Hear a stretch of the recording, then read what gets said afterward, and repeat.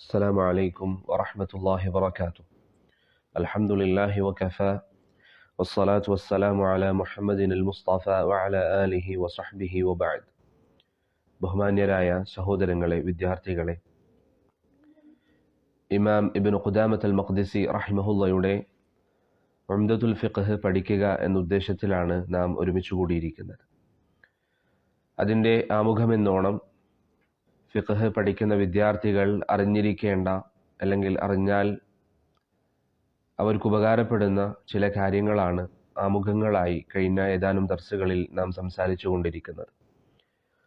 അതിൽ അവസാനമായി നാം പറഞ്ഞു നിർത്തിയ വിഷയം ഇമാം അബൂ ഹനീഫ റഹിമഹുള്ളയുടെ മദ്ഹബിനെ കുറിച്ചായിരുന്നു.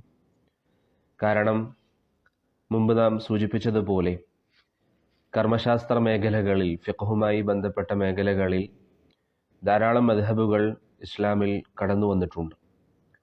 അതിൽ പല മദ്ഹബുകളും കാലഗ്രഹണപ്പെട്ടുപോയി. ഏതാനും ചില മദ്ഹബുകളാണ്, അല്ലെങ്കിൽ 4 മദ്ഹബുകളാണ് പ്രധാനമായും ഇന്ന് നിലനിൽക്കുന്നത്. കഴിഞ്ഞ ദർസുകളിൽ ഈ കാലഗ്രഹണപ്പെട്ടുപോയ മദ്ഹബുകളെ കുറിച്ച് നാം സൂചിപ്പിച്ചിരുന്നു. ആ മദ്ഹബുകളുടെ പേരുകൾ നാം പരാമർശിച്ചിരുന്നു. അതോടൊപ്പം തന്നെ ഈ മദ്ഹബുകൾ കാലഗ്രഹണപ്പെട്ടു പോകാനും ഇന്ന് ബാക്കിയായ മദ്ഹബുകൾ നിലനിൽക്കാനുള്ള ചില കാരണങ്ങളൊക്കെ കഴിഞ്ഞ ദർസുകളിൽ നാം പറഞ്ഞിരുന്നു. ഇന്നത്തെ നമ്മുടെ ദർസിൻ്റെ വിഷയം, അല്ലെങ്കിൽ ഫിഖ്ഹിൻ്റെ ആമുഖത്തിൽ ഇന്ന് സൂചിപ്പിക്കാനുള്ളത് രണ്ടാമത്തെ മദ്ഹബായ മാലിക്കി മദ്ഹബിനെ കുറിച്ച് ഏതാനും ചില കാര്യങ്ങളാണ്. മുമ്പ് ഞാൻ സൂചിപ്പിച്ചതുപോലെ തന്നെ മദ്ഹബുകളെ കുറിച്ച് പറയുമ്പോൾ അതിൻ്റെ എല്ലാ ഉസൂലുകളും മറ്റു മദ്ഹബുകളിൽ നിന്ന് വ്യത്യസ്തമാകുന്ന എല്ലാ കാര്യങ്ങളും പറയുക എന്നത് പ്രയാസമുള്ള കാര്യമാണ്. അതുകൊണ്ട് തന്നെ നമുക്ക് മനസ്സിലാക്കാൻ നമ്മുടെ സമയം അനുവദിക്കുന്നതനുസരിച്ച് വളരെ പ്രധാനപ്പെട്ട ചില ഉസൂലുകൾ മാത്രമാണ് പറയാൻ ഉദ്ദേശിക്കുന്നത്. ആ മദ്ഹബ് കേൾക്കുമ്പോൾ ബാക്കിയുള്ള മദ്ഹബുകളിൽ നിന്ന് മാലിക്കി മദ്ഹബ് വ്യത്യസ്തമാകുന്ന ഒരു ഘടകമെങ്കിലും മനസ്സിലാക്കുക എന്നതാണ് ഇവിടെ ഉദ്ദേശം. ബിഇദ്നില്ലാഹ് ഉംദത്തുൽ ഫിഖ്ഹിൻ്റെ മത്ൻ പൂർത്തീകരിച്ചു കഴിഞ്ഞാൽ മറ്റു മത്നുകളിലേക്ക് പ്രവേശിക്കുന്നതിന് മുമ്പായി നമുക്ക് ബാക്കിയുള്ള ഉസൂലുകൾ മനസ്സിലാക്കുന്ന നിലയിൽ നമുക്ക് സംസാരിക്കാം. അല്ലാഹു സുബ്ഹാനഹു വ തആല നമുക്കേവർക്കും നാഫിയായ ഇൽമ് നൽകി അനുഗ്രഹിക്കുമാറാകട്ടെ. സഹോദരങ്ങളെ, രണ്ടാമത്തെ മദ്ഹബ് മാലിക്കി മദ്ഹബാണ്. അൽ മദ്ഹബുൽ മാലിക്കി. വളരെ പ്രസിദ്ധമായ 4 മദ്ഹബുകളിൽ ഒരു മദ്ഹബ് ഇമാം മാലിക് റഹിമഹുള്ളയുടെ പേരിലേക്ക് ചേർത്ത് പറയുന്ന മാലിക്കി മദ്ഹബാണ്. മാലിക്കി മദ്ഹബ് എന്ന് പറയുമ്പോൾ അതിൻ്റെ പേരിൽ നിന്ന് നിങ്ങൾക്കെല്ലാവർക്കും മനസ്സിലാകുന്ന പോലെ അത് ചേർത്ത് പറയുന്നത് മാലിക് ബിൻ അനസ് റഹിമഹുള്ളയിലേക്കാണ്. മാലിക് ബിൻ അനസ് റഹിമഹുള്ളയിലേക്കാണ് ആ മദ്ഹബ് ചേർത്ത് പറയുന്നത്. അദ്ദേഹം വളരെ പ്രഗത്ഭനായ അഹ്ലുസുന്നയുടെ പണ്ഡിതന്മാരിൽ പെട്ടവരാണ് എന്നതിൽ ആർക്കും തർക്കമില്ല. അദ്ദേഹം അറിയപ്പെടുന്നത് തന്നെ ഇമാമു ദാരിൽ ഹിജ്റ എന്ന പേരിലാണ്. ഇമാമു ദാരിൽ ഹിജ്റ എന്ന പേരിലാണ് ഇമാം മാലിക് ബിൻ അനസിൻ റഹിമഹുള്ള അറിയപ്പെട്ടത്. അദ്ദേഹം തബഉ താബിഈങ്ങളിൽ പെട്ടവരാണ്. അദ്ദേഹം ധാരാളം താബിഈങ്ങളെ കാണുകയും അവരുടെ അരികിൽ പഠിക്കുകയും ചെയ്തിട്ടുണ്ട്. അദ്ദേഹം ജനിക്കുന്നത് ഹിജ്റ 93-ാമത്തെ വർഷമാണ്. ഹിജ്റ 93-ാമത്തെ വർഷത്തിലാണ് മഹാനായ ഇമാം മാലിക് ബിൻ അനസ് റഹിമഹുള്ള ജനിക്കുന്നത്. അദ്ദേഹം മദീനയിൽ ജനിക്കുകയും ഇവിടെ തന്നെ മദീനയിൽ തന്നെ വളർന്ന് വലുതാവുകയും ചെയ്ത താബിഈ, അല്ലെങ്കിൽ തബഉ താബിഈങ്ങളിൽപ്പെട്ട പണ്ഡിതനാണ് ഇമാം മാലിക് ബിൻ അനസ് റഹിമഹുള്ള. അദ്ദേഹം 10 വയസ്സ് കഴിഞ്ഞപ്പോഴേക്ക് പഠിക്കാനുള്ള താല്പര്യം പ്രകടിപ്പിക്കുകയും അദ്ദേഹത്തിൻ്റെ ഉമ്മ അദ്ദേഹത്തെ പഠിക്കാനായി അന്ന് മദീനയിൽ അറിയപ്പെടുന്ന പണ്ഡിതനായ റബീഅ റഹിമഹുള്ളയുടെ അരികിലേക്ക് അയക്കുകയും ചെയ്യാറുണ്ട്. അദ്ദേഹത്തിൻ്റെ ഉമ്മയുടെ ചരിത്രം നമുക്ക് വായിക്കാവുന്നതാണ്. എത്രത്തോളം അദ്ദേഹത്തിൻ്റെ ഉമ്മ ഇൽമ പഠിക്കാൻ അദ്ദേഹത്തെ പ്രോത്സാഹിപ്പിച്ചിരുന്നു, അതിനാവശ്യമായ സൗകര്യങ്ങൾ ഒരുക്കി കൊടുത്തിരുന്നു എന്നൊക്കെ നമുക്ക് കാണാൻ സാധിക്കും. ഒരു ഉമ്മയുടെ പരിശ്രമം, ഒരു ഉമ്മയുടെ താങ്ങും തണലും ഇമാം മാലിക് ബിൻ അനസ് റഹിമഹുള്ളയെ സംബന്ധിച്ചിടത്തോളം ഇൽമ പഠിക്കാൻ അവർക്ക് വളരെയധികം സൗകര്യം ഒരുക്കി കൊടുത്തിരുന്നു എന്ന് അദ്ദേഹത്തിൻ്റെ ചരിത്രം വായിക്കുന്ന ആർക്കും ബോധ്യപ്പെടുന്ന കാര്യമാണ്. അതുകൊണ്ട് തന്നെ എൻ്റെ ശബ്ദം കേൾക്കുന്ന മാതാപിതാക്കൾ ഇത്തരത്തിലുള്ള കാര്യങ്ങളിൽ നിന്ന് ഗുണപാഠം ഉൾക്കൊള്ളണം. ഒരു ഉമ്മയുടെ പരിശ്രമം അല്ലെങ്കിൽ ഒരു വാപ്പയുടെ പരിശ്രമം പണ്ഡിതന്മാരെ വാർത്തെടുക്കാൻ സഹായിക്കുന്നതാണ് എങ്കിൽ എത്ര വലിയ സൗഭാഗ്യമാണ് ആ മാതാപിതാക്കൾക്ക് പരലോകത്ത് അവരെ കാത്തിരിക്കുന്നത്.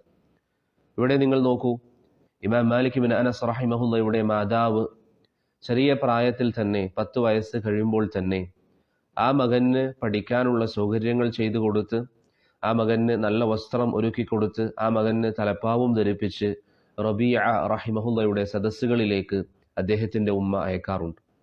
പണ്ഡിതന്മാരുടെ ചരിത്രങ്ങൾ നാം നോക്കിയാൽ മുൻകാലഘട്ടത്തിലെ ഉലമാക്കളിൽ പലരും, അവരുടെ ചരിത്രങ്ങളിൽ നാം ഒന്ന് വായിച്ചു നോക്കിയാൽ പലരുടെയും ജീവിതത്തിന് പിന്നിൽ, പലരുടെയും ഉയർച്ചയുടെ പിന്നിൽ ഒരു മാതാവിൻ്റെ പ്രവർത്തനം നമുക്ക് കാണാൻ സാധിക്കും. അതുകൊണ്ട് പ്രിയപ്പെട്ട സഹോദരങ്ങൾ, നിർബന്ധമായും നമ്മളുടെ മക്കളുടെ കാര്യത്തിൽ നമുക്കൊരു ശ്രദ്ധ വേണം. അവരെ ഉന്നതരാക്കാൻ, അള്ളാഹുവിൻ്റെ മുമ്പിൽ വലിയ വിലയുള്ളവരാക്കാൻ നാം പരിശ്രമിക്കണം. സത്യസന്ധമായി പരിശ്രമിച്ചാൽ നമ്മുടെ പരിശ്രമത്തിന് ബിഇദ്നില്ലാഹ് അള്ളാഹു സുബ്ഹാനഹു വ തആല ഫലം നൽകുക തന്നെ ചെയ്യും.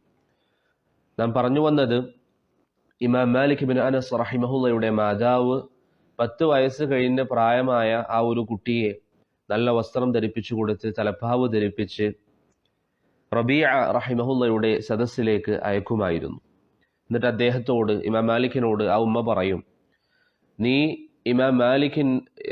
റബീഅ റഹിമഹുള്ളയുടെ സദസ്സിൽ പോയി അറിവ് നേടുന്നതിന് മുമ്പ് അദ്ദേഹത്തിൻ്റെ അദബ് നോക്കി ആ അദബ് നീ പഠിക്കുക എന്ന് ആ ഉമ്മ തൻ്റെ മകനോട് പറയാറുള്ളതായി നമുക്ക് ചരിത്രങ്ങളിൽ കാണാൻ സാധിക്കും.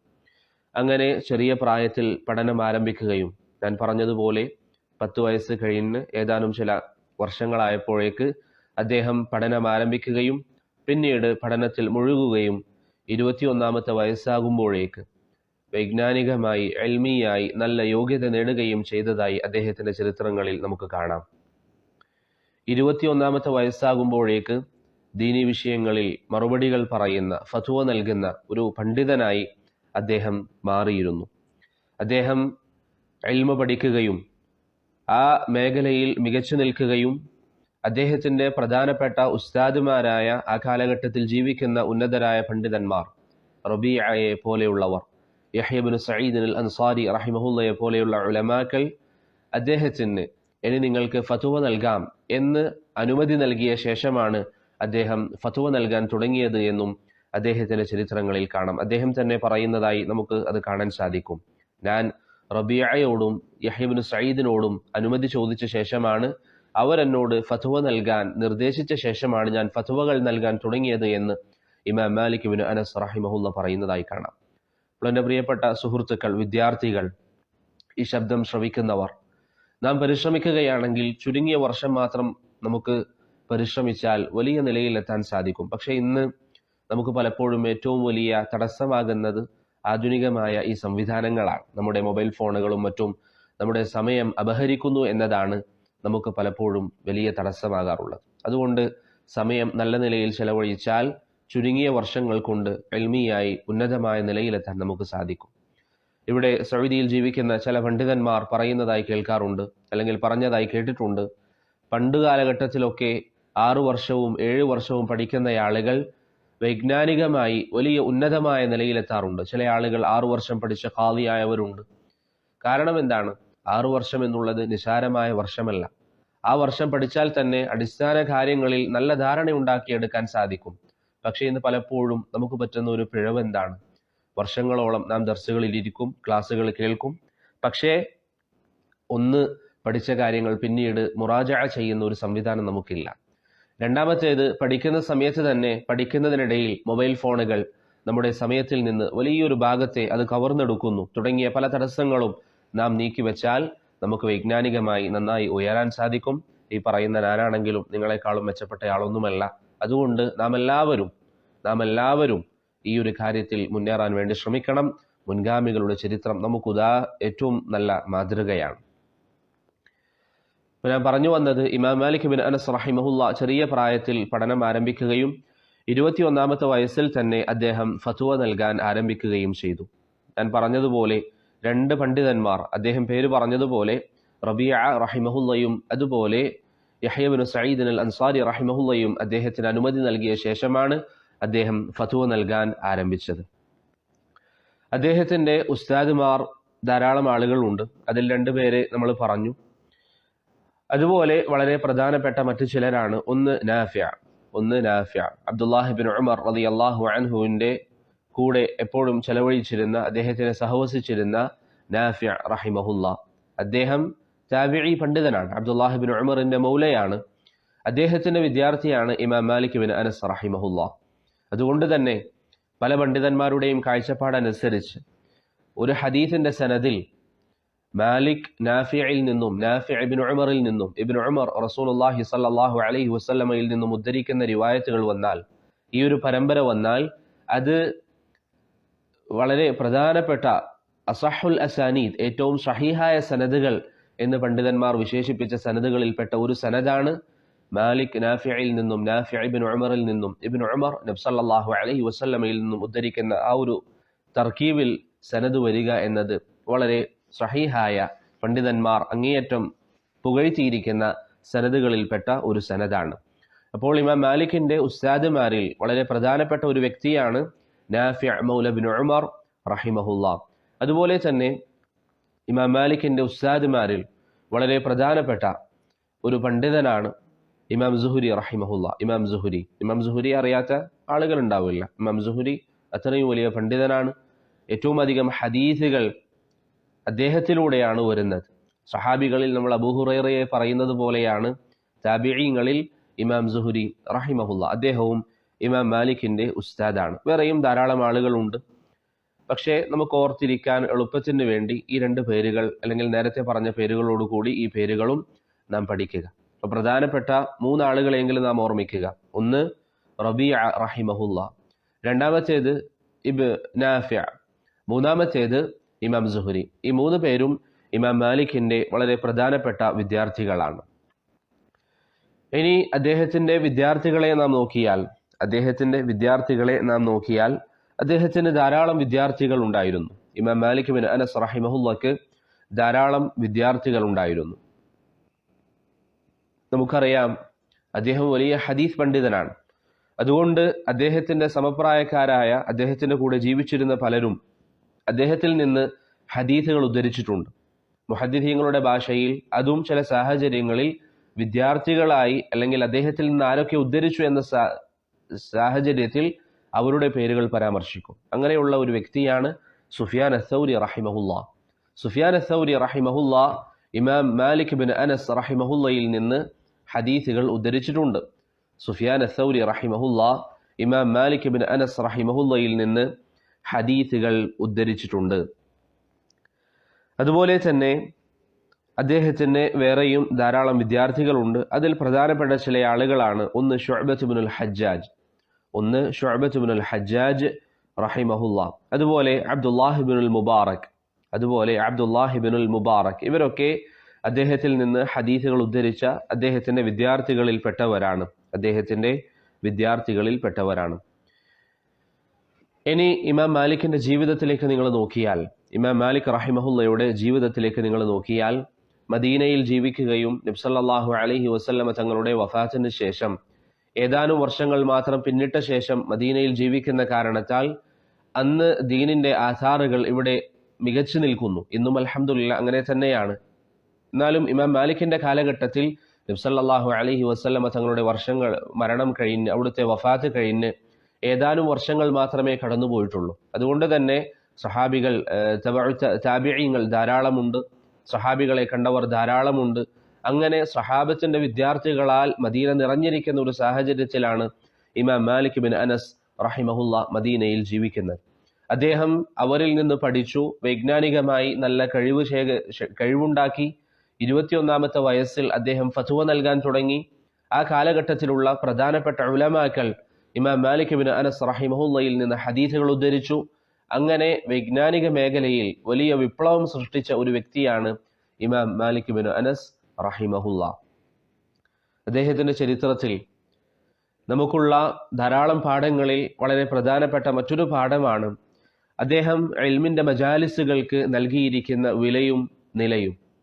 ഇമാം മാലിക് ബിൻ അനസ് റഹിമഹുല്ലാ ഇൽമിന്റെ സദസ്സുകൾക്ക് ബഹുമാനം നൽകിയിരുന്നു. ആ സദസ്സുകളെ വലിയ സദസ്സുകളായി, അള്ളാഹുവിങ്കൽ ഉന്നതമായ സദസ്സുകളായി അദ്ദേഹം ആ സദസ്സുകളെ പരിഗണിക്കുകയും ആ സദസ്സുകളിൽ അനാവശ്യമായ സംസാരങ്ങൾ, അനാവശ്യമായ ശബ്ദമുയർത്തലുകൾ, അതിനൊക്കെ അദ്ദേഹം പരിപൂർണമായി വർജിച്ചിരുന്നു. ഇത് പ്രിയപ്പെട്ടവരെ നമുക്കൊരു പാഠമാണ്. ഇൽമിന്റെ സദസ്സുകളിൽ നാം പങ്കെടുക്കുമ്പോൾ, തുല്ലാബുകൾ നടത്തുന്ന ഇൽമിന്റെ സദസ്സായിക്കൊള്ളട്ടെ, പണ്ഡിതന്മാർ നടത്തുന്ന ഇൽമിന്റെ സദസ്സായിക്കൊള്ളട്ടെ, ആ ഇൽമിനോട് നമുക്കൊരു ബാധ്യതയുണ്ട്. ഇന്ന് ചില ആളുകളൊക്കെ, ഞാൻ ആരെങ്കിലും കുറ്റപ്പെടുത്താനല്ല, മറിച്ച് ഞാൻ നേരത്തെ പറഞ്ഞുവല്ലോ, ഈ ഇൽമ പഠിക്കുമ്പോൾ ധാരാളം വർഷങ്ങളായി നമ്മൾ ഓരോരോ ദർസുകൾക്ക് ഇങ്ങനെ ഇരിക്കുന്നു, പ്രത്യേകിച്ചൊരു മാറ്റവുമില്ല എന്നതിന് പകരം പഠിക്കുന്ന കാര്യങ്ങൾ നമ്മുടെ ജീവിതത്തിൽ പ്രാവർത്തിക മേഖലകളിലേക്ക് നാം കൊണ്ടുവന്നാൽ നമുക്ക് വലിയ മാറ്റങ്ങൾ ഉണ്ടാകും. വലിയ മാറ്റങ്ങൾ ഉണ്ടാക്കിയെടുക്കാൻ നമുക്ക് സാധിക്കും. അങ്ങനെയുള്ള ചില മാറ്റങ്ങൾ ഉണ്ടാവുക എന്നുള്ളത് മാത്രമാണ് ഇങ്ങനെ ചില കാര്യങ്ങൾ പറയുന്നത് കൊണ്ടുള്ള ഉദ്ദേശം. നമ്മുടെ നാട്ടിൽ ചില ആളുകളൊക്കെ ഇൽമിന്റെ സദസ്സുകളിലേക്ക് വന്നാൽ എങ്ങനെയാണ് ഇരിക്കാറുള്ളത്? മുമ്പിൽ മസ്ജിദിന്റെ മുൻഭാഗത്തിരുന്ന് ഉസ്താദ് അല്ലെങ്കിൽ താലിബ് ദർസെടുക്കുന്നുണ്ടാകും. കേൾക്കുന്ന ചില ആളുകൾ ഇരിക്കുന്നത് മസ്ജിദിന്റെ അവസാന ഭാഗത്ത് എവിടെയെങ്കിലും ചാരിയിരിക്കാൻ സൗകര്യമുണ്ടെങ്കിൽ അവിടെ ചാരിയിരിക്കും.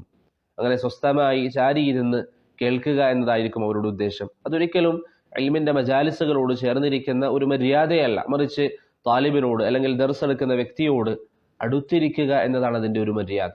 അങ്ങനെയാണ് നാം ചെയ്യേണ്ടത്. അപ്പോൾ ഇമാം മാലിക്കിന്റെ ചരിത്രം നിങ്ങൾ വായിച്ചു നോക്കിയാൽ അദ്ദേഹത്തിന്റെ മജ്ലിസിൽ അദ്ദേഹം വളരെയധികം ഗാംഭീര്യം പുലർത്തിയിരുന്ന, തമാശകളോ മറ്റോ ഒന്നും പറയാതെ വളരെയധികം ഗാംഭീര്യം വെച്ചിരുന്ന ഒരു പണ്ഡിതനാണ് ഇമാം മാലിക് ബിൻ അനസ് റഹിമഹുല്ലാ. അതുപോലെ അദ്ദേഹത്തിന്റെ വ്യക്തിപരമായി അദ്ദേഹം മജ്ലിസിന് വേണ്ടി തയ്യാറെടുക്കുന്നത് നിങ്ങൾ നോക്കിയാൽ അദ്ദേഹം മജ്ലിസിന് മുമ്പ് വുളൂ ചെയ്യും, ഏറ്റവും നല്ല നിലയിൽ വുളൂ ചെയ്യുകയും അതുപോലെ അദ്ദേഹം ഏറ്റവും നല്ല വസ്ത്രം ധരിക്കുകയും ഏറ്റവും നല്ല സുഗന്ധം ഉപയോഗിക്കുകയും അദ്ദേഹത്തിന്റെ താടിയും മറ്റ് മുടിയുമൊക്കെ നന്നായി ചീകിയതിനു ശേഷമാണ് അദ്ദേഹം ഇൽമിന്റെ മജാലിസുകളിലേക്ക് വരാറുള്ളത് എന്ന് നമുക്ക് കാണാൻ സാധിക്കും. അതുപോലെ അദ്ദേഹത്തിന്റെ ചരിത്രത്തിൽ നമുക്ക് കാണാം, ചില സാഹചര്യങ്ങളിൽ അദ്ദേഹം ഇൽമിന്റെ മജാലിസുകളിൽ വരുന്നതിന് മുമ്പായി കുളിച്ച് ഭംഗിയായി കൊണ്ടാണ് വരാറുള്ളത്, കുളിച്ചുകൊണ്ടാണ് അദ്ദേഹം വരാറുള്ളത്. അപ്പോൾ നിങ്ങൾ ചിന്തിച്ചു നോക്കിയേ, ഇമാം മാലിക് ബിൻ അനസ് റഹിമഹുല്ലാ വരുന്നത് ഇൽമിന്റെ മജ്ലിസിൽ വിദ്യാർത്ഥികൾക്ക് ഹദീസ് പഠിപ്പിക്കാൻ വേണ്ടി വരുന്നത്, ഇന്ന് പല ആളുകളും ചിന്തിച്ചു നോക്കിയാൽ അവർ ഒരിക്കൽ പോലും ജീവിതത്തിൽ ചെയ്തിട്ടില്ലാത്ത കാര്യമായിരിക്കും. കാരണം ഇന്ന് ആളുകൾ എന്താണ് അവസ്ഥ? അവർ കല്യാണ വീട്ടുകളിലേക്ക് പോകുമ്പോൾ, എവിടെയെങ്കിലും സൽക്കാരങ്ങൾക്ക് വേണ്ടി പോകുമ്പോൾ കുളിച്ച് നല്ല വസ്ത്രങ്ങൾ ധരിച്ച് നല്ല പെർഫ്യൂംസ് ഒക്കെ ഉപയോഗിക്കും. എന്നാൽ ദീനിന്റെ സദസ്സുകളിലേക്ക് വരുമ്പോൾ ഏതൊരു വസ്ത്രമാണോ അവർ ധരിച്ചിരിക്കുന്നത് അത് മുഷിഞ്ഞിട്ടുണ്ട് എങ്കിലും, അതിൽ അഴുക്കുകളുണ്ട് എങ്കിലും അത് ശുദ്ധീകരിക്കാൻ പോലും പലരും തയ്യാറാകാറില്ല. എല്ലാവരും അങ്ങനെയാണെന്നല്ല. അങ്ങനെ ആരെങ്കിലും ഉണ്ടെങ്കിൽ അതിലിനിയൊരു മാറ്റം ഉണ്ടാകണം. ഇമാം മാലിക്കിന്റെ ചരിത്രം നമുക്കൊരു പ്രചോദനമാകണം. അവരെങ്ങനെയാണ്, എന്തുകൊണ്ടാണ് ഈ മജാലിസുകളെ അവർ ബഹുമാനിച്ചത്? ഞാൻ നേരത്തെ പറഞ്ഞു, ആ മജ്ലിസിൽ സംസാരിക്കപ്പെടുന്ന ഖാല അല്ലാഹ് ഖാല റസൂലുള്ളാഹ്, അള്ളാഹുവിന്റെയും റസൂലിന്റെയും വാക്കുകളല്ലേ അവിടെ പഠിപ്പിക്കപ്പെടുന്നത്, അള്ളാഹുവിന്റെ ദീനല്ലേ അവിടെ പറയപ്പെടുന്നത്. ഈ ദീൻ പറയുന്ന ഒരു സദസ്സിലേക്ക് വരുമ്പോൾ ഈ ഒരു മര്യാദ കാണിക്കണമെന്നാണ് ഇമാം മാലിക് ബിൻ അനസ് റഹിമഹുല്ലയുടെ ചരിത്രത്തിലൂടെ നമുക്ക് മനസ്സിലാക്കാനുള്ളത്. അതുകൊണ്ട് പ്രിയപ്പെട്ടവരെ, ഇമാം മാലിക് ബിൻ അനസ് റഹിമഹുല്ല അദ്ദേഹത്തിന്റെ മജ്ലിസിലേക്ക് വരുമ്പോൾ ഇത്തരത്തിൽ ഭംഗിയായി നല്ല വസ്ത്രം ധരിച്ച് സുഗന്ധം ഉപയോഗിച്ചുകൊണ്ടാണ് വരാറുള്ളത് എന്ന് അദ്ദേഹത്തിന്റെ ചരിത്രങ്ങൾ കാണുമ്പോൾ നമുക്ക് മനസ്സിലാക്കാൻ സാധിക്കും. അതുപോലെ അദ്ദേഹത്തിന്റെ മജ്ലിസിൽ വലിയ ശബ്ദത്തിൽ സംസാരിക്കുന്നത് അദ്ദേഹം വിലക്കാറുണ്ട്. അദ്ദേഹത്തിന്റെ മജ്ലിസുകളിൽ വെച്ച് വലിയ ശബ്ദത്തിൽ സംസാരിക്കുന്നത് അദ്ദേഹം വിലക്കാറുള്ളതായും അദ്ദേഹത്തിന്റെ ചരിത്രങ്ങളിൽ നമുക്ക് കാണാവുന്നതാണ്. ഇതാണ് അദ്ദേഹത്തെക്കുറിച്ച് പ്രധാനമായും ചില കാര്യങ്ങൾ പറയാനുള്ളത്. നമുക്ക് സമയം കുറവായതുകൊണ്ട് തന്നെ അധികം വിശദീകരിക്കാൻ സമയമില്ല. അപ്പോൾ ഇമാം മാലിക് റഹിമഹുല്ലയുടെ ജീവിതം, അദ്ദേഹം എങ്ങനെയാണ് വളർന്നത്, അദ്ദേഹത്തിന്റെ ഇൽമിന്റെ മജാലിസുകളുടെ മര്യാദകൾ എന്താണ്, അതൊക്കെ നമ്മൾ പറഞ്ഞു. ഇനി അദ്ദേഹത്തിന്റെ വൈജ്ഞാനികമായ മേഖലയിലേക്ക് വരികയാണെങ്കിൽ, നേരത്തെ നമ്മൾ പറഞ്ഞിരുന്നു അദ്ദേഹം 21-ാമത്തെ വയസ്സിൽ ഫത്വ നൽകാൻ തുടങ്ങിയെങ്കിലും അദ്ദേഹം വൈജ്ഞാനികമായി വളരെ ഉയർച്ചയിലാണ് എന്ന് ആ കാലഘട്ടത്തിൽ ജീവിക്കുന്ന പണ്ഡിതന്മാർ അദ്ദേഹത്തിന് സാക്ഷ്യം പറഞ്ഞിട്ടുണ്ട് എങ്കിലും ചില റിവായത്തുകളിൽ നമുക്ക് കാണാം 70ഓളം ആളുകൾ, 70ഓളം പണ്ഡിതന്മാർ, ആ കാലഘട്ടത്തിൽ ജീവിക്കുന്ന പണ്ഡിതന്മാർ ഇമാം മാലിക് റഹിമഹുല്ല ഫത്വ നൽകാൻ അർഹനാണ് എന്ന് പറഞ്ഞിരുന്നു. എന്നിട്ടും അദ്ദേഹത്തോട് ചോദിക്കപ്പെടുന്ന പല മസ്അലകളിലും അദ്ദേഹം പറയാറുള്ളത് എനിക്ക് അറിയില്ല എന്നാണ്. അദ്ദേഹത്തോട് ചോദിക്കപ്പെടാറുള്ള പല മസ്അലകളിലും അദ്ദേഹം പറയാറുള്ള മറുപടി എനിക്ക് അറിയില്ല എന്നായിരുന്നു. ഇന്ന് ഏറ്റവും അധികം ആളുകൾ ഒഴിവാക്കുന്ന മറുപടി എന്താണ്? എനിക്കറിയില്ല എന്നുള്ളതാണ്.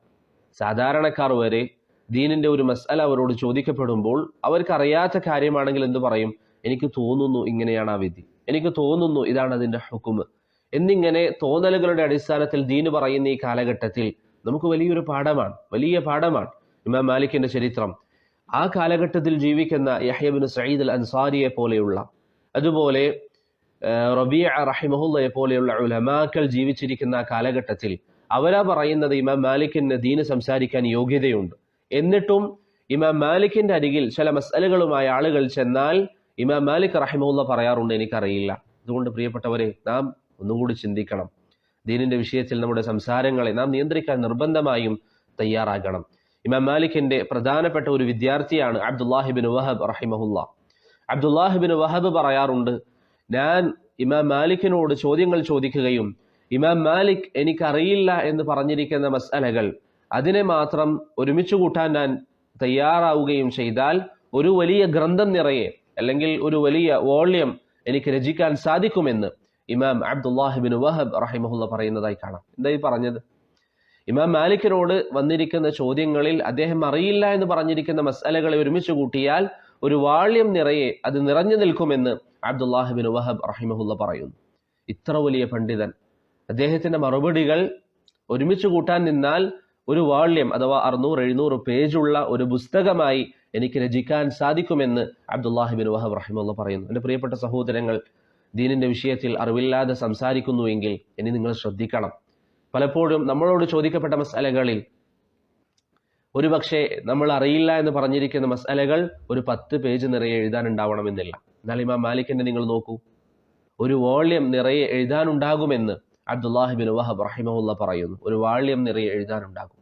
ഖാലിദ് ഇബ്നു ഖദ്ദാഷ് റഹിമഹുല്ല പറയുന്നതായി നമുക്ക് കാണാം, ഞാൻ ഒരിക്കൽ ഇമാം മാലിക്കിനെ 40 മസ്അലകളുമായി സമീപിച്ചു, 40 ചോദ്യങ്ങൾ.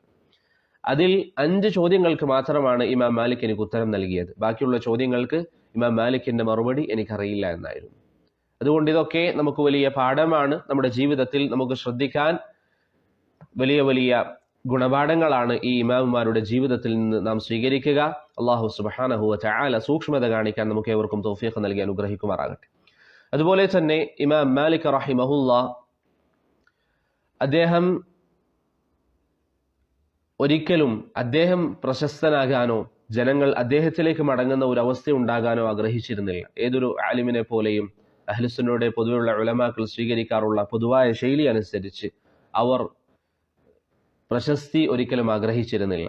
ജനങ്ങൾ എപ്പോഴും ഇൽമിന്റെ വിഷയത്തിൽ അവരിലേക്ക് മടങ്ങണം എന്നല്ല അവർ ആഗ്രഹിച്ചത്, മറിച്ച് അവർ വിനയത്തോടുകൂടി നിന്നു, അള്ളാഹുവിന്റെ ദീന് പഠിപ്പിച്ചു, അള്ളാഹു സുബ്ഹാനഹു വ തആല അവരെ ഉയർത്തി. അതല്ലാതെ ജനങ്ങളെല്ലാവരും തങ്ങളിലേക്ക് മടങ്ങി വരണം എന്നൊരാഗ്രഹം ഒരിക്കലും പണ്ഡിതന്മാർക്ക് ഉണ്ടായിരുന്നില്ല. ഇമാം ഷാഫിഈയുടെ സംസാരം നമുക്കറിയാം. അദ്ദേഹം പറയാറുണ്ട്, എൻ്റെ പേര് പറയപ്പെടാതെ ഈ ഇൽമ് പ്രചരിക്കുമെങ്കിൽ അതാണ് ഞാൻ ആഗ്രഹിക്കുന്നത്. അതുപോലെ തന്നെ മുൻഗാമികളിൽ പലരും മറുപടി പറയാൻ അവർ മടിച്ചിരുന്നു, മറിച്ച് തന്റെ സഹോദരങ്ങൾ മറ്റു ഉലമാക്കൾ മറുപടി പറയും എന്ന് ഈ പണ്ഡിതന്മാർ കരുതി. അതുപോലെ തന്നെയായിരുന്നു ഇമാം മാലിക് റഹിമഹുല്ല. അതുകൊണ്ടാണ് ആ കാലഘട്ടത്തിൽ ജീവിച്ചിരുന്ന അബ്ബാസി ഭരണാധികാരിയായ അബു ജഅഫർ അൽ മൻസൂർ റഹിമഹുല്ല ഒരിക്കൽ ഇമാം മാലിക്കിനോട് ചോദിച്ചു, താങ്കളുടെ മുവത്ത, താങ്കൾ എഴുതിയിരിക്കുന്ന ഈ മുവത്ത എന്ന കിതാബ് ഇത് ജനങ്ങളോട് അവലംബിക്കാൻ നമുക്ക് പറയാം, ജനങ്ങളെല്ലാവരും ഇത് അവലംബിച്ചുകൊണ്ട് പ്രവർത്തിക്കണം എന്ന് നമുക്ക് പറയാം, അതല്ലാത്ത ഗ്രന്ഥങ്ങളിൽ നിന്ന് വിട്ടുനിൽക്കാനും അടിസ്ഥാന ഗ്രന്ഥമായി ഇമാം മാലിക്കിന്റെ മുവത്ത പരിഗണിക്കുകയും ചെയ്യണമെന്നൊരു നിയമം നമുക്ക് നടപ്പിലാക്കാമെന്ന് പറഞ്ഞപ്പോൾ മാലിക് റഹിമഹുല്ല അത് വിലക്കുകയും അങ്ങനെ ചെയ്യരുത് എന്ന് പറയുകയും ചെയ്തു. കാരണം ഒരിക്കലും ഇമാം മാലിക്കിന്റെ ഉദ്ദേശം എന്തല്ല, ഇമാം മാലിക്കിനെ ജനങ്ങളെല്ലാവരും അംഗീകരിച്ച് ഇമാം മാലിക്കിലേക്ക് ജനങ്ങൾ വിരൽ ചൂണ്ടുന്ന ഒരു അവസ്ഥയുണ്ടാകണം എന്നൊരിക്കലും ഇമാം മാലിക് റഹിമഹുല്ല ആഗ്രഹിച്ചിരുന്നില്ല. അവരൊക്കെ മറഞ്ഞിരിക്കാൻ, വിനയത്തോടുകൂടി ജീവിക്കാൻ ആഗ്രഹിച്ചിരുന്ന ആളുകളാണ്. അപ്പോൾ ആ രീതിയിൽ ജീവിച്ച പണ്ഡിതനാണ് ഇമാം മാലിക് റഹിമഹുല്ല. പിന്നീട് അദ്ദേഹത്തിന് ചില സാഹചര്യങ്ങളിലൊക്കെ ചില പ്രയാസങ്ങൾ ഉണ്ടാവുകയും അദ്ദേഹത്തിന് ചാട്ടവാറടിക്ക് വിധേയനാവുകയും പിന്നീട് അദ്ദേഹത്തിന്റെ ഷോൾഡറിനെ തൊട്ട് കൈകൾ ഊരിപ്പോവുകയും ചെയ്ത സംഭവങ്ങളൊക്കെ ചരിത്രത്തിൽ നിങ്ങൾ കേട്ടിട്ടുണ്ടാകും. അദ്ദേഹം ധാരാളം ഫളായിലുകൾ, നമ്മൾ ഈ പറഞ്ഞതിന് പുറമെ ധാരാളം ഫളായിലുകളുള്ള ഒരു പണ്ഡിതനാണ് ഇമാം മാലിക് ബിൻ അനസ് റഹിമഹുല്ലാ. ഇമാം ദഹബി അദ്ദേഹത്തിന്റെ തദ്കിറത്തുൽ ഹുഫാദിൽ പറയുന്നതായി നമുക്ക് കാണാം, മറ്റ് ധാരാളം ഉലമാക്കൾക്ക് യോജിച്ചു വരാത്ത ധാരാളം സൗഭാഗ്യങ്ങൾ ഒരുമിച്ച് വന്ന, സൗഭാഗ്യം എന്ന് പറഞ്ഞാൽ അദ്ദേഹത്തിന് പരീക്ഷണങ്ങളും മറ്റും പ്രയാസങ്ങളൊക്കെ ഉണ്ടായിട്ടുണ്ട്. സൗഭാഗ്യം എന്നതുകൊണ്ടുള്ള ഉദ്ദേശം വൈജ്ഞാനികമായി നല്ല മികവ് ലഭിക്കുകയും വലിയ വലിയ സനദുകളോടുകൂടി ഹദീസുകൾ ഉദ്ധരിക്കാനുള്ള ഭാഗ്യം ലഭിക്കുകയും അത്തരത്തിൽ വൈജ്ഞാനികമായി വലിയ സൗഭാഗ്യം ലഭിച്ച, മറ്റു പല പണ്ഡിതന്മാർക്കും ലഭിക്കാത്ത സൗഭാഗ്യങ്ങൾ ലഭിച്ച മഹാപണ്ഡിതനായിരുന്നു ഇമാം മാലിക് ബിൻ അനസ് റഹിമഹുല്ല എന്ന് ഇമാം ദഹബി അദ്ദേഹത്തിന്റെ തദ്കിറത്തുൽ ഹുഫാദിൽ പറയുന്നതായി നമുക്ക് കാണാം. അദ്ദേഹം മരണപ്പെടുന്നത് ഹിജറ 179 അദ്ദേഹം മരണപ്പെടുന്നത് ഹിജറ 179 93 ജനിച്ചു, 179 അദ്ദേഹം മരണപ്പെട്ടു. ഇതാണ് അദ്ദേഹത്തെക്കുറിച്ച് പ്രധാനമായ ചില കാര്യങ്ങൾ പറയാനുള്ളത്.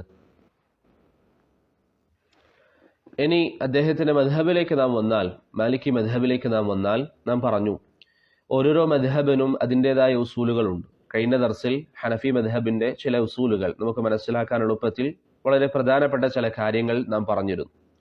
അതുപോലെ മാലിക്കി മദ്ഹബിനും ചില ഉസൂലുകളുണ്ട്. മറ്റു മദ്ഹബുകളിൽ നിന്ന് വ്യത്യസ്തമാക്കുന്ന ചില ഉസൂലുകൾ മാലിക്കി മദ്ഹബിനുമുണ്ട്. അത് എത്ര ഉസൂലുകളുണ്ട്? പണ്ഡിതന്മാർക്കിടയിൽ, മാലിക്കി മദ്ഹബിന്റെ ഉലമാക്കൾക്കിടയിൽ ഒന്നിലധികം അഭിപ്രായം വന്നിട്ടുണ്ട്. അധിക പണ്ഡിതന്മാരും അല്ലെങ്കിൽ അതിൽ ചില പണ്ഡിതന്മാരൊക്കെ 18 ഉസൂലുകളോളം മാലിക്കി മദ്ഹബിനുണ്ട് എന്ന് പറഞ്ഞിട്ടുണ്ട്. എവിടെ നിന്നാണ് ഈ ഉസൂലുകൾ നമുക്ക് ലഭിക്കുക? അതിൽ ചിലതൊക്കെ ഇമാം മാലിക് റഹിമഹുല്ലയുടെ സംസാരത്തിൽ വന്നിരിക്കുന്ന കാര്യമാണ്. വേറെ ചിലത് പണ്ഡിതന്മാർ ഇമാം മാലിക് റഹിമഹുല്ലയുടെ സംസാരത്തിൽ നിന്ന് മനസ്സിലാക്കിയതും മറ്റ് പണ്ഡിതന്മാർ, ഇമാം മാലിക് റഹിമഹുല്ലക്ക് ശേഷമുള്ള പണ്ഡിതന്മാർ വ്യക്തമായി എഴുതി വച്ചിരിക്കുന്ന കാര്യങ്ങളുമാണ് ഈ ഉസൂലുകൾ എന്നതുകൊണ്ട് ഉദ്ദേശിക്കുന്നത്.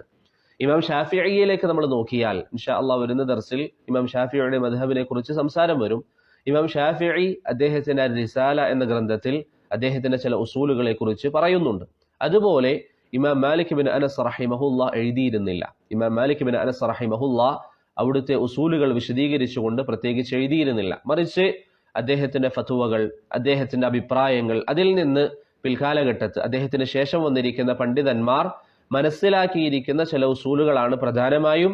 ചില കാര്യങ്ങൾ അദ്ദേഹത്തിന്റെ സംസാരത്തിൽ വന്നിട്ടുണ്ട് താനും, ചില വളരെ കുറഞ്ഞ ചില കാര്യങ്ങൾ. ഉദാഹരണത്തിന് അദ്ദേഹം മറ്റൊരു പണ്ഡിതനായ ലൈസ് ബിൻ സഅദ് റഹിമഹുല്ലക്ക് എഴുതിയിരിക്കുന്ന കത്തിൽ ചില കാര്യങ്ങൾ, ചില ഉസൂലുകൾ അദ്ദേഹം പറഞ്ഞതായി നമുക്ക് കാണാൻ സാധിക്കും. അതല്ലാതെ അധിക ഉസൂലുകളും, ഈ പറയുന്ന 18 ഉസൂലുകൾ എന്നൊക്കെ നമ്മൾ പറയുമ്പോൾ അധിക ഉസൂലുകളും ഇമാം മാലിക് റഹിമഹുല്ല ഇത് അദ്ദേഹത്തിന്റെ അസ്ലാണ് എന്ന് പറഞ്ഞ് വിശദീകരിക്കാത്ത കാര്യങ്ങളാണ്. പിന്നീട് പണ്ഡിതന്മാർ അദ്ദേഹത്തിന്റെ സംസാരങ്ങളിൽ നിന്നും അദ്ദേഹത്തിന്റെ ഫത്വകളിൽ നിന്നുമൊക്കെ വായിച്ച് മനസ്സിലാക്കിയ കാര്യങ്ങളാണ്.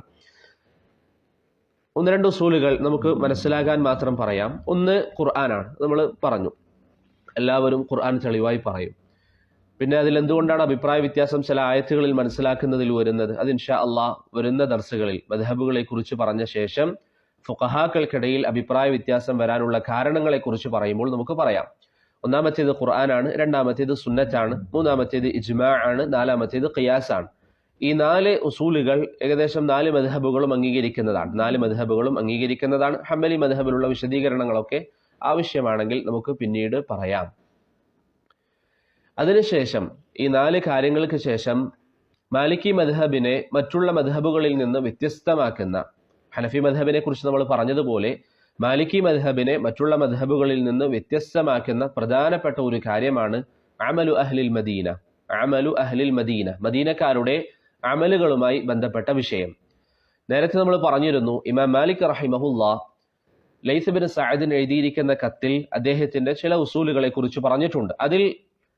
അദ്ദേഹം അതിൽ പറഞ്ഞ അസ്ലേതാണ്, മദീനക്കാരുടെ പ്രവർത്തനങ്ങൾ തെളിവായി ഇമാം മാലിക് റഹിമഹുല്ല മനസ്സിലാക്കിയിരുന്നു. മദീനക്കാരുടെ പ്രവർത്തനങ്ങൾ തെളിവാണ് എന്ന് ഇമാം മാലിക് ബിൻ അനസ് റഹിമഹുല്ല മനസ്സിലാക്കിയിരുന്നു. ഏത് കാലഘട്ടത്തിലെ പ്രവൃത്തിയാണ് ഉദ്ദേശം?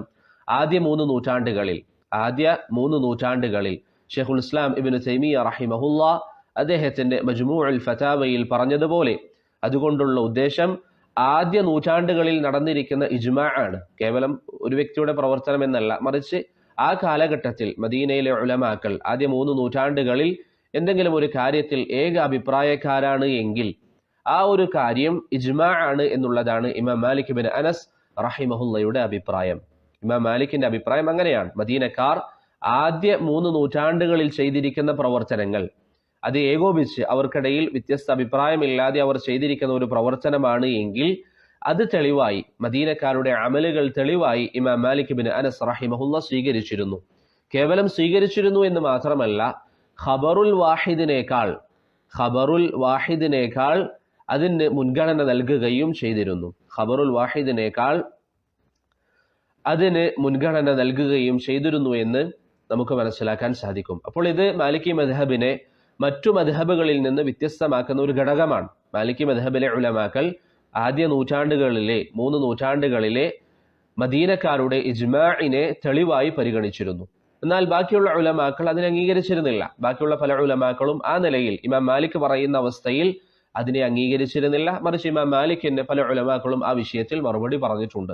അപ്പോൾ നമുക്ക് മനസ്സിലാകാൻ വളരെ എളുപ്പമുള്ള ഒരു വ്യത്യാസമാണ് ഹനഫി മദ്ഹബിൽ പ്രധാനപ്പെട്ട വ്യത്യാസങ്ങൾ നമ്മൾ പറഞ്ഞതുപോലെ സുന്നത്തിനെ മനസ്സിലാക്കുന്നതിൽ അവർ ചില വിശദീകരണങ്ങൾ നൽകിയതുപോലെ മാലിക്കി മദ്ഹബിലുള്ള ഒരു അസ്ലാണ് മദീനക്കാരുടെ അമലുകൾ തെളിവാണ്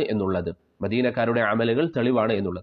വേറെയും ചില ഉസൂലുകൾ അവർക്കുണ്ട്. നേരത്തെ പറഞ്ഞുവല്ലോ, 18ഓളം ഉസൂലുകൾ പണ്ഡിതന്മാർ അവർക്ക് പറഞ്ഞിട്ടുണ്ട്. അതിൽ 4 എണ്ണം അടിസ്ഥാനമായി ഖുർആനും സുന്നത്തും ഇജ്മാഉം ഖിയാസും. അതിൽ 5ാമത്തെ കാര്യം മദീനക്കാരുടെ അമലുകൾ അവർ പ്രമാണമായി പരിഗണിച്ചിരുന്നു. ആദ്യ 3 നൂറ്റാണ്ടുകളിലാണെങ്കിൽ കേവലം പ്രമാണമായി പരിഗണിക്കുക മാത്രമല്ല, അത് ഖബറുൽ വാഹിദിനേക്കാളും അതിന് മുൻഗണന നൽകുകയും ചെയ്തു. ഖബറുൽ വാഹിദിനെ കുറിച്ച് നമ്മൾ പറഞ്ഞു. എന്താണ് ഖബറുൽ വാഹിദ് എന്നുള്ളത്?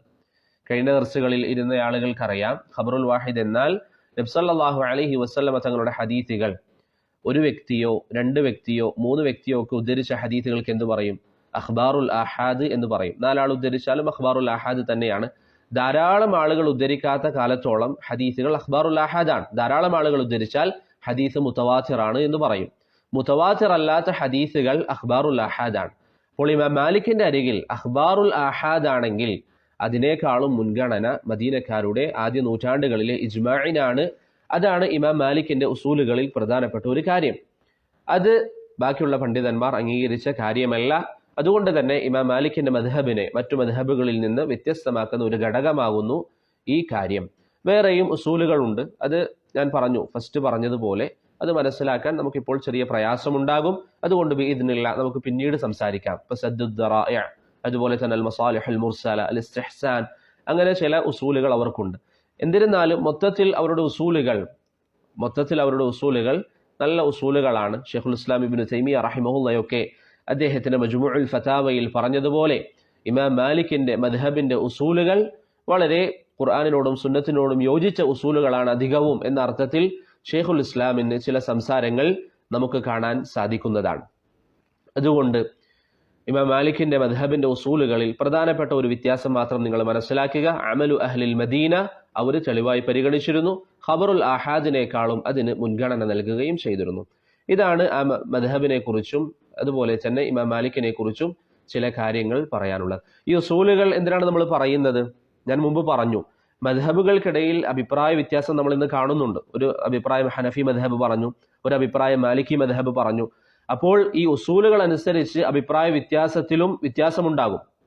ഉദാഹരണത്തിന് ഒരു മസ്അലയിൽ ഷാഫിഈ മദ്ഹബ് ഒരു കാര്യം പറഞ്ഞു, അവര് അവലംബിച്ചിരിക്കുന്നത് ഒരുപക്ഷെ ഖബറുൽ ആഹാദ് ആയിരിക്കും. മാലിക്കി മദ്ഹബ് അതിനെതിരായ ഒരു അഭിപ്രായം പറയുകയാണെങ്കിൽ ഒരുപക്ഷെ അവർ അവലംബിച്ചിരിക്കുന്നത് എന്താണ്? ആ വിഷയത്തിൽ വന്നിരിക്കുന്ന മദീനക്കാരുടെ അമലായിരിക്കും. ഇപ്പൊ ചില ആളുകൾ ചിന്തിക്കും, ഇവിടെ ഹദീസ് ഒരു സഹാബി ഉദ്ധരിച്ചിട്ടും എന്തുകൊണ്ടാണ് മാലിക്കി മദ്ഹബിൽ ഇങ്ങനെ അഭിപ്രായം വന്നത്? മാലിക്കി മദ്ഹബിൽ അമലു അഹ്ലിൽ മദീന ഹുജ്ജത്താണ്. ഖബറുൽ ആഹാദിനേക്കാളും അതിന് മുൻഗണന നൽകപ്പെടും. അതുകൊണ്ടാണ് മാലിക്കി മദ്ഹബിൽ ആ ഒരു അഭിപ്രായം വന്നത്. അത് ഇൻഷാ അള്ളാഹ് ഫുഖഹാക്കളുടെ ഖിലാഫിന്റെ അസ്ബാബുകൾ വിശദീകരിക്കുമ്പോൾ നമുക്കത് പറയാം. നിങ്ങൾക്കത് മനസ്സിലായോ? ഒരു അടിസ്ഥാനമായി നമ്മൾ മനസ്സിലാക്കുക, 4 മദ്ഹബുകൾക്കിടയിലും അഭിപ്രായ വ്യത്യാസത്തിന് ഒരു കാരണം ചില ആളുകളൊക്കെ ചോദിക്കാറുണ്ട്, ഈ വിഷയത്തിൽ ഇന്ന ഹദീസ് വന്നിട്ടുണ്ടെങ്കിൽ പിന്നെ എന്തുകൊണ്ടാണ് മദ്ഹബുകൾക്കിടയിൽ അഭിപ്രായ വ്യത്യാസം വന്നത്? അതിനൊരു കാരണം ഇതാണ്. ഉസൂലുകളിൽ അഭിപ്രായ വ്യത്യാസം വരുമ്പോൾ, അവർ അവലംബിക്കുന്ന അവരുടെ അടിസ്ഥാനങ്ങളിൽ അഭിപ്രായ വ്യത്യാസം വരുമ്പോൾ അതിനെ തുടർന്ന് മസായിലുകളിൽ അഭിപ്രായ വ്യത്യാസം വരിക എന്നത് സാധാരണയാണ്. അതുകൊണ്ടാണ് മാലിക്കി മദ്ഹബിൽ മറ്റു മദ്ഹബുകളിൽ നിന്ന് വ്യത്യസ്തമായി ചില അഭിപ്രായങ്ങൾ നമുക്ക് കാണാൻ സാധിക്കുന്നത്. ഇൻഷാ അള്ളാഹ് ബാക്കിയുള്ള കാര്യങ്ങൾ നമുക്ക് മറ്റു ദർസുകളിൽ വിശദീകരിക്കാം. അവസാനമായി മാലിക്കി മദ്ഹബിന്റെ കിതാബുകളിൽ, മാലിക്കി മദ്ഹബിന്റെ ഗ്രന്ഥങ്ങളിൽ ചില ഇസ്തിലാഹാത്തുകൾ ഉപയോഗിക്കാറുണ്ട്. ഹനഫി മദ്ഹബിൽ നമ്മൾ പറഞ്ഞതുപോലെ മാലിക്കി മദ്ഹബിലും ചില ഇസ്തിലാഹാത്തുകളുണ്ട്. പ്രധാനപ്പെട്ട ചിലത് മാത്രം പറയാം. ഒന്ന്, മാലിക്കി മദ്ഹബിന്റെ കിതാബുകളിൽ ചിലപ്പോൾ പറയും, ഇതാണ് 7 ആളുകളുടെ അഭിപ്രായം, ഇതാണ് 7 ആളുകളുടെ അഭിപ്രായം. ഏതാണ് ഈ 7 ആളുകൾ കൊണ്ടുള്ള ഉദ്ദേശം? അൽ ഫുഖഹാഉ അസ്സബഅ, അൽ ഫുഖഹാഉ അസ്സബഅ, മദീനയിൽ ജീവിച്ച 7 പ്രധാനപ്പെട്ട, ഒരേ കാലം ജീവിച്ച 7 പ്രധാനപ്പെട്ട ഫുഖഹാക്കൾ, 7 പ്രധാനപ്പെട്ട ഫുഖഹാക്കൾ, അവരെയാണെന്ന് പറയുന്നത് അൽ ഫുഖഹാഉ അസ്സബഅ എന്ന് പറയുന്നത്. താബിഈങ്ങളുടെ കാലഘട്ടത്തിൽ ജീവിച്ചവർ. ആരൊക്കെയാണ് അവർ? മുമ്പ് അവരെ കുറിച്ച് നമ്മൾ പറഞ്ഞിരുന്നു. പെട്ടെന്ന് പേര് പറയാം. Saeed ibnul Musayyib, Urwah ibn Zubair, Qasim ibn Muhammad, Kharijah ibn Zaid, Ubaidullah ibn Abdullah ibn Utba, Sulaiman ibn Yasar. ഈ 6 പേരാണ് ആ 7-ൽ 6 ആളുകൾ. 7-മത്തെ ആൾ ആരാണ്? അതിൽ അഭിപ്രായ വ്യത്യാസമുണ്ട്. ഹാഫിദ് അൽ ഇറാഖിയൊക്കെ അതിൽ സൂചിപ്പിക്കുന്നതായി കാണാം. അത് അബൂ സലമത്ത് ഇബ്നു അബ്ദുറഹ്മാൻ ആണെന്ന അഭിപ്രായമുണ്ട്. സാലിം ഇബ്നു അബ്ദുല്ലാഹ് ഇബ്നു ഉമർ ആണെന്ന അഭിപ്രായമുണ്ട്. അബൂബക്കർ ബിൻ അബ്ദുറഹ്മാൻ ആണ് എന്ന അഭിപ്രായമുണ്ട്. ഈ 3 അഭിപ്രായങ്ങളും 7-മൻ ആരാണ് എന്ന വിഷയത്തിൽ ഫുഖഹാക്കൾക്കിടയിലുണ്ട്. അപ്പോൾ 6 പേരാരാണ് എന്നതിൽ തർക്കമില്ല. നമ്മൾ പറഞ്ഞു 7-മത്തെ ആളുകൾ അവർ 3 പേരിൽ ആരാണ് എന്ന വിഷയത്തിൽ ഫുഖഹാക്കൾക്കിടയിൽ അഭിപ്രായ വ്യത്യാസമുണ്ട്. അപ്പോൾ എന്നിരുന്നാലും മാലിക്കി മദ്ഹബിന്റെ ഒരു കിതാബ് നിങ്ങൾ തുറന്നു നോക്കിയാൽ 7 പണ്ഡിതന്മാരുടെ അഭിപ്രായമാണ് ഈ അഭിപ്രായം എന്ന് പറഞ്ഞാൽ അതുകൊണ്ടുള്ള ഉദ്ദേശം എന്താണ്? ഈ പറയപ്പെട്ട അൽ ഫുഖഹാഉ അസ്സബഅയാണ്. ഇനി മാലിക്കി മദ്ഹബിന്റെ ഒരു കിതാബിൽ നിങ്ങൾ കാണാണ് 1-2 ഇസ്തിലാഹാത്തുകൾ നമുക്ക് പെട്ടെന്ന് മനസ്സിലാകാൻ. കാരണം ഓരോരോ മദ്ഹബിനും അവരുടേതായ ഇസ്തിലാഹാത്തുകളുണ്ട്. അത് നിങ്ങൾ മനസ്സിലാക്കണം. കാരണം നിങ്ങളിപ്പോൾ മാലിക്കി മദ്ഹബിന്റെ ഒരു കിതാബ് തുറന്ന് അൽ ഫുഖഹാഉ അസ്സബഅ എന്ന് കണ്ടാൽ, അല്ലെങ്കിൽ 7 പേരുടെ അഭിപ്രായം ഇതാണെന്ന് കണ്ടാൽ, കേവലം ഹദീസിനെ കുറിച്ച് മാത്രം അറിയുന്ന ഒരാളാണെങ്കിൽ ചിലപ്പോൾ എന്ത് ചിന്തിക്കും? അത് ഒരുപക്ഷെ ഉദ്ദേശം, അല്ലെങ്കിൽ ചില ആളുകൾ, ഹദീസിലും അത് വ്യാപകമായ ഒരു പ്രയോഗമല്ല, ചില ആളുകൾ ചിന്തിക്കും ഇമാം ബുഖാരി, മുസ്ലിം, തിർമിദി, ഇബ്നു മാജ, നസഈ, അബൂ ദാവൂദ്, ഇമാം അഹ്മദ്, ഈ 7 ആളുകളായിരിക്കും ഉദ്ദേശം. ചിലപ്പോൾ തെറ്റിദ്ധരിക്കാൻ സാധ്യതയുണ്ട്. അതുകൊണ്ടാണ് പറയുന്നത് മാലിക്കി മദ്ഹബിന്റെ കിതാബിൽ 7 ആളുകൾ എന്ന് പറഞ്ഞാൽ അതുകൊണ്ടുള്ള ഉദ്ദേശം ഈ 7 പണ്ഡിതന്മാരാണ്. ഇനി മാലിക്കി മദ്ഹബിൽ വരികയാണ് 2 മുഹമ്മദ് പറഞ്ഞു, അൽ മുഹമ്മദാൻ. എന്താണ് അതുകൊണ്ടുള്ള ഉദ്ദേശം? ഇബ്നുൽ മവാസും ഇബ്നു സഹ്നൂനും അല്ലെങ്കിൽ ഇബ്നു സുഹ്നൂനും, ഈ 2 ഉലമാക്കളാണ് അതുകൊണ്ടുള്ള ഉദ്ദേശം. അതുപോലെ മാലിക്കി മദ്ഹബിന്റെ ഒരു ഗ്രന്ഥത്തിൽ നിങ്ങൾ കാണുകയാണ് മുൻഗാമികൾ പറഞ്ഞു, മുൻഗാമികൾ പറഞ്ഞു. അപ്പോൾ നിങ്ങൾ മുതഖദ്ദിമീങ്ങൾ പറഞ്ഞു എന്ന് കണ്ടാൽ അവിടെ എന്ത് മനസ്സിലാക്കരുത്?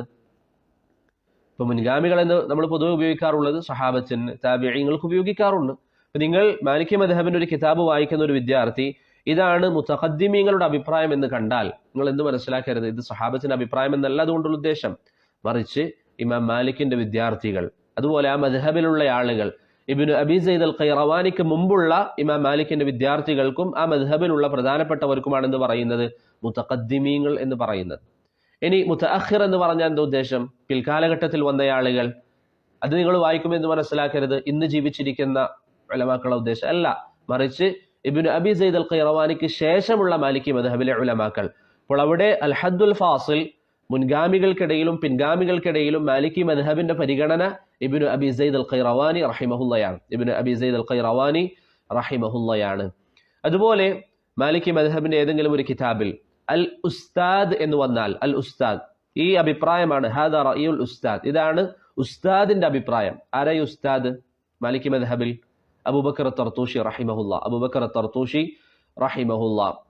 അതുപോലെ അൽ ഇമാം, മാലിക്കി മദ്ഹബിന്റെ ഒരു കിതാബിൽ അൽ ഇമാം എന്ന് വന്നാൽ അതുകൊണ്ടുള്ള ഉദ്ദേശം അൽ ഇമാം അൽ മാസിരി റഹിമഹുല്ലയാണ്. അൽ ഇമാം അൽ മാസിരി റഹിമഹുല്ലയാണ്. ഞാൻ പറഞ്ഞതിന്റെ ഉദ്ദേശം, ഏതൊരു ഫിഖ്ഹി ഗ്രന്ഥം നാം വായിക്കുന്നതിന് മുമ്പും ആ മദ്ഹബിന് അതിൻ്റെതായ ഇസ്തിലാഹാത്തുകൾ ഉണ്ടാകും, അതിൻ്റെതായ പ്രയോഗങ്ങൾ ഉണ്ടാകും. അത് നമ്മൾ വായിക്കുകയും അത് മനസ്സിലാക്കുകയും വേണം. അത് വായിക്കുകയും അത് മനസ്സിലാക്കുകയും വേണം. അതല്ല എങ്കിൽ തെറ്റിദ്ധാരണയുണ്ടാകാൻ സാധ്യതയുണ്ട്. അവസാനമായി മാലിക്കി മദ്ഹബിലെ പ്രധാനപ്പെട്ട ചില ഉലമാക്കളെ നമുക്ക് പറയാം. ഒന്ന് നേരത്തെ നമ്മൾ പറഞ്ഞ അബ്ദുല്ലാഹി ഇബ്നു വഹബ് റഹിമഹുല്ലയാണ്. അബ്ദുല്ലാഹി ഇബ്നു വഹബ് റഹിമഹുല്ലയാണ്. ഇമാം മാലിക്കിന്റെ, അദ്ദേഹത്തിന് എനിക്കറിയില്ല എന്ന് പറഞ്ഞ മസ്അലകൾ വേണമെങ്കിൽ ഒരുമിച്ച് കൂട്ടാമെന്ന് പറഞ്ഞ ഒരു പണ്ഡിതനുണ്ടല്ലോ, അബ്ദുല്ലാഹി ഇബ്നു വഹബ്. അദ്ദേഹം ഇമാം മാലിക്കിന്റെ പ്രധാനപ്പെട്ട ഒരു വിദ്യാർത്ഥിയാണ്. അതുപോലെ തന്നെ ഇമാം മാലിക്കിന്റെ മദ്ഹബിൽ വളരെ പ്രധാനപ്പെട്ട ഒരു പണ്ഡിതനാണ് ഇബ്നുൽ മാജശൂൻ റഹിമഹുല്ല. അതുപോലെ നമ്മൾ നേരത്തെ പറഞ്ഞ സഹ്നൂൻ, രണ്ട് മുഹമ്മദ് എന്ന് വന്നാൽ ഇബ്നുൽ മവാസും സഹ്നൂൻ ആണെന്ന് പറഞ്ഞല്ലോ. ഇമാം സഹ്നൂനും മാലിക്കി മദ്ഹബിലെ വളരെ പ്രധാനപ്പെട്ട ഒരു പണ്ഡിതനാണ്. പൊതുവെ സഹ്നൂൻ എന്ന് തന്നെയാണ് പറയാറ്. ലമ്മ് ചെയ്തുകൊണ്ടും ചില ഉലമാക്കൾ ഉപയോഗിച്ചിട്ടുണ്ട്. സഹ്നൂൻ എന്നും ചില ഉലമാക്കൾ ഉപയോഗിച്ചതായി കാണാം. അതേപോലെ മാലിക്കി മദ്ഹബിൽ വളരെ പ്രഗത്ഭനായ ഒരു പണ്ഡിതനാണ് ഇബ്നു അബി സയ്ദ് അൽ ഖൈറവാനി റഹിമഹുല്ല. അദ്ദേഹം വളരെ പ്രസിദ്ധനാണ്. അഖീദയുടെ ചില കിതാബുകൾ എഴുതിയും അദ്ദേഹം വളരെ പ്രസിദ്ധനാണ്. ഇവിടെ ഇബ്നു അബി സയ്ദ് അൽ ഖൈറവാനിയെ പണ്ഡിതന്മാർ, മാലിക്കി മദ്ഹബിലെ ഉലമാക്കൾ വല്ലാതെ ബഹുമാനിക്കുന്നതായി കാണാം. അതിനൊരു കാരണം എന്താണ്? ഉബൈദി ഭരണകൂടത്തിൽ മാലിക്കി മദ്ഹബിന് വല്ലാതെ ക്ഷീണം ബാധിച്ചിരുന്നു. പിന്നീട് ആ മദ്ഹബിനെ കൈപിടിച്ചുയർത്തിയത് ഇബ്നു അബി സയ്ദ് അൽ ഖൈറവാനി റഹിമഹുല്ലയാണ്. അതുകൊണ്ട് തന്നെ മാലിക്കി മദ്ഹബിൽ വലിയ സ്ഥാനമുള്ള ആലിമാണ് ഇബ്നു അബി സയ്ദ് അൽ ഖൈറവാനി റഹിമഹുല്ല. അതേപോലെ മാലിക്കി മദ്ഹബിലെ പ്രധാന ആലിമാണ് ഇബ്നു റുഷ്ദ് റഹിമഹുല്ല. ഇബ്നു റുഷ്ദ് അൽ ജദ് എന്ന് പറയും. അദ്ദേഹം മാലിക്കി മദ്ഹബിലെ പ്രധാനപ്പെട്ട ഒരു പണ്ഡിതനാണ്. ഇങ്ങനെ ധാരാളം ഉലമാക്കൾ മാലിക്കി മദ്ഹബിൽ പ്രധാനപ്പെട്ട ആളുകളായി ഉണ്ട്. വളരെ പ്രധാനപ്പെട്ട ചിലരെയാണ് നാം ഇവിടെ സൂചിപ്പിച്ചത്. അവസാനമായി മാലിക്കി മദ്ഹബിന്റെ പ്രധാനപ്പെട്ട ചില ഗ്രന്ഥങ്ങൾ. ഒന്ന് അൽ മുദവ്വന എന്നുള്ളത് മാലിക്കി മദ്ഹബിന്റെ അടിസ്ഥാന കിതാബാണ്. അതാരാ എഴുതിയത്? സഹ്നൂൻ റഹിമഹുല്ല. സഹ്നൂൻ ഇബ്നു സഈദ് അത്തന്നൂഖിയാണ് അൽ മുദവ്വന എന്ന് പറയുന്ന ആ കിതാബ് എഴുതിയത്. അതുപോലെ ഇമാം ഷിഹാബുദ്ദീൻ അൽ ഖറാഫിയുടെ അദ്ദഖീറയും മാലിക്കി മദ്ഹബിൽ വളരെ പ്രധാനപ്പെട്ട ഒരു കിതാബാണ്. അപ്പോൾ മുദവ്വന, ദഖീറ, പിന്നെ ഇബ്നു അബി സയ്ദ് അൽ ഖൈറവാനിയുടെ അർ-റിസാലയും മാലിക്കി മദ്ഹബിൽ വളരെ പ്രഗത്ഭമായ ഒരു കിതാബാണ്, വളരെ പ്രധാനപ്പെട്ട കിതാബ്. പിന്നെ വേറെയുമുണ്ട്, മുഖ്തസർ ഇബ്നുൽ ഹാജിബ്, മുഖ്തസർ ഖലീൽ. ഇതൊക്കെ മാലിക്കി മദ്ഹബിന്റെ അടിസ്ഥാന കിതാബുകളിൽ പെട്ട ചില ഗ്രന്ഥങ്ങളാണ്. അവരവലംബിക്കുന്ന പ്രധാനപ്പെട്ട ചില ഗ്രന്ഥങ്ങളാണ്. ഇതാണ് പ്രധാനമായും സൂചിപ്പിക്കാനുള്ളത്. ഇപ്പോൾ മാലിക്കി മദ്ഹബിനെ കുറിച്ച് നമ്മൾ പറഞ്ഞു, അതിന്റെ ഉസൂലുകളെ കുറിച്ച് ചിലത് നമ്മൾ പറഞ്ഞു, അതുപോലെ അതിന്റെ പണ്ഡിതന്മാർ, അതിന്റെ ഗ്രന്ഥങ്ങൾ, ഇതൊക്കെ പറഞ്ഞു. അവസാനമായി മാലിക്കി മദ്ഹബ് ഇന്ന് പ്രചാരണത്തിലുള്ള സ്ഥലങ്ങൾ. ഇമാം മാലിക്കിന്റെ കാലഘട്ടത്തിൽ മദീനയിലാണ് മാലിക്കി മദ്ഹബ് പ്രചരിച്ചത്. പിന്നീട് അത് ഹിജാസിൽ പൂർണ്ണമായി അത് വ്യാപിച്ചു. പിന്നെ അത് ഈജിപ്തിലേക്ക് എത്തി, പിന്നെ സ്പെയിനിലേക്കും. അതൊക്കെ ഇമാം മാലിക്കിന്റെ കാലഘട്ടത്തിൽ തന്നെ വ്യാപിച്ചിരുന്നു. പിന്നീട് ഇന്ന് നമ്മുടെ കാലഘട്ടത്തിൽ നോക്കിയാൽ ലിബിയ, ജസാഇർ, തുനീഷ്യ, മഗ്രിബ്, മൊറോക്കോ, മൊറിറ്റാനിയ, സുഡാൻ, ഈജിപ്ത്, മിസർ, കുവൈത്ത്, ഇമാറാത്ത്, ഇങ്ങനെ പല രാജ്യങ്ങളിലും ഇന്ന് മാലിക്കി മദ്ഹബ് പ്രചാരണത്തിലുള്ളതായി നമുക്ക് കാണാവുന്നതാണ്. ഇമാം മാലിക്കിന്റെ വിദ്യാർത്ഥികൾ ധാരാളമായി യാത്ര ചെയ്യുകയും അവർ മദ്ഹബുകൾ പ്രചരിപ്പിക്കുകയും ചെയ്തതായും നമുക്ക് കാണാം. ഇമാം മാലിക്കിന്റെ കാലഘട്ടത്തിൽ തന്നെ മദ്ഹബ് വ്യാപിച്ചിരുന്നുവെങ്കിലും അദ്ദേഹത്തിന്റെ വഫാത്തിന് ശേഷം അദ്ദേഹത്തിന്റെ വിദ്യാർത്ഥികൾ, ഉദാഹരണത്തിന് യഹ്യ ഇബ്നു യഹ്യ അൽ-ലൈസി റഹിമഹുല്ല, അദ്ദേഹമാണ് ഇമാം മാലിക്കിൽ നിന്ന് മുവത്ത ഉദ്ധരിച്ച പ്രധാനപ്പെട്ട ഒരു വ്യക്തി. ഇമാം യഹ്യ ഇബ്നു യഹ്യ അൽ-ലൈസി റഹിമഹുല്ല ഇമാം മാലിക്കിന്റെ മരണത്തിന് ശേഷം പല രാജ്യങ്ങളിലേക്കും യാത്ര ചെയ്തു. അവസാനം സ്പെയിനിലെത്തി. പിന്നീട് അദ്ദേഹം സ്പെയിനിലാണ് അദ്ദേഹത്തിന്റെ പിന്നീട് വർഷങ്ങളോളം അദ്ദേഹം ജീവിച്ചത്. അന്ന് സ്പെയിനിലെ ഭരണാധികാരിയായിരുന്ന അബ്ദുറഹ്മാൻ ഇബ്നുൽ ഹകം യഹ്യ ഇബ്നു യഹ്യ അൽ-ലൈസിയെ അദ്ദേഹത്തിന്റെ അഡ്വൈസറാക്കി വെക്കുകയും പിന്നീട് അദ്ദേഹത്തിന്റെ തീരുമാനമനുസരിച്ചാണ് അവിടെ ഖാദിമാരെയൊക്കെ നിശ്ചയിക്കുകയും ചെയ്തത്. അതുകൊണ്ട് തന്നെ ആ മദ്ഹബിന് അവിടെ വലിയ സ്വീകരണം ലഭിച്ചിരുന്നു. അങ്ങനെയാണ് ലോകത്ത് പല രാജ്യങ്ങളിലും ഈ മദ്ഹബ് വ്യാപിച്ചത്. ഇതാണ് മാലിക്കി മദ്ഹബിനെ കുറിച്ച് പ്രധാനപ്പെട്ട ചില കാര്യങ്ങൾ നമുക്ക് സൂചിപ്പിക്കാനുള്ളത്. അല്ലാഹു സുബ്ഹാനഹു വ തആല നമുക്ക് കാര്യങ്ങൾ മനസ്സിലാക്കാനും അല്ലാഹുവിന്റെ ദീൻ പ്രചരിപ്പിക്കുന്നതിൽ പങ്കുചേരാനും നമുക്ക് ഏവർക്കും തൗഫീഖ് നൽകി അനുഗ്രഹിക്കുമാറാകട്ടെ. ബാക്കിയുള്ള കാര്യങ്ങൾ ഇൻഷാ അല്ലാഹ് നമുക്ക് വരുന്ന ദർസിൽ പറയാം. ഇവിടെ ചില സഹോദരങ്ങൾ ചില ചോദ്യങ്ങൾ എനിക്ക് അയച്ചിരുന്നു. അതിന്റെ ഉത്തരം നമുക്ക് ഇൻഷാ അല്ലാഹ് വരുന്ന ദർസിൽ, അല്ലെങ്കിൽ അത് വേറെ തന്നെ നമുക്കൊരു സെഷനായിട്ട് സംസാരിക്കാം. അല്ലാഹു സുബ്ഹാനഹു വ തആല നമുക്ക് നാഫിയായ ഇൽമു നൽകി അനുഗ്രഹിക്കട്ടെ. വസല്ലല്ലാഹു അലാ മുഹമ്മദിൻ വഅലാ ആലിഹി വസഹ്ബിഹി വസല്ലം. അസ്സലാമു അലൈക്കും വറഹ്മത്തുള്ളാഹി വബറകാതുഹു.